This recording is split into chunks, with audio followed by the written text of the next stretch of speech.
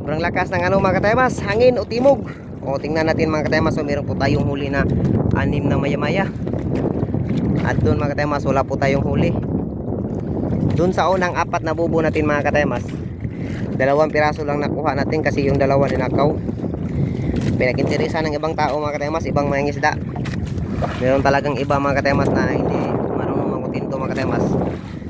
Kaya sobrang lakas ng hangin mga katemas o timog.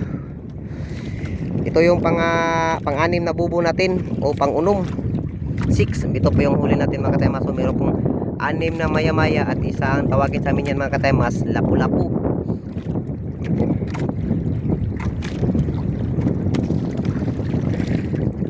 Sobrang lakas ng hangin mga katemas o timog. Timog ni kung tawagin sa amin. Pero mas okay ito mga katemas kaysa yung habagat.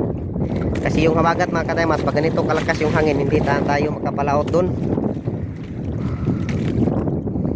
Kaya okay na rin ito mga katemas.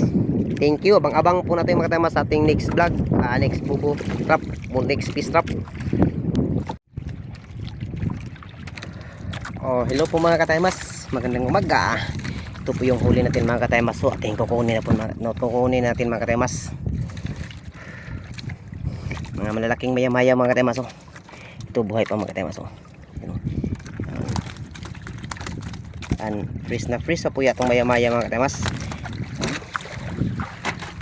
Ito mga katemas. 2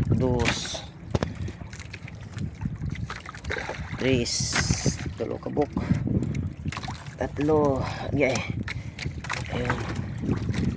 Ayun yan mga katemas. Ito 4 yan po mga katemas. Buhay na buhay po yan ating maya-maya o freeze kong maya-maya.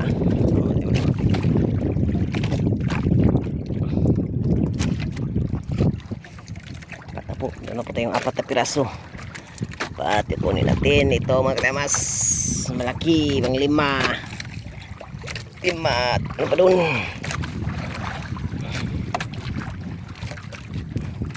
6 na piraso. 6. Meron po tayo mga katemas na isdang lapu-lapu. Ayan po. Lapu-lapu po yan, lapu-lapu. Isdang lapu-lapu po yan mga katemas ha. Isdang lapu-lapu. Isdang lapu-lapu.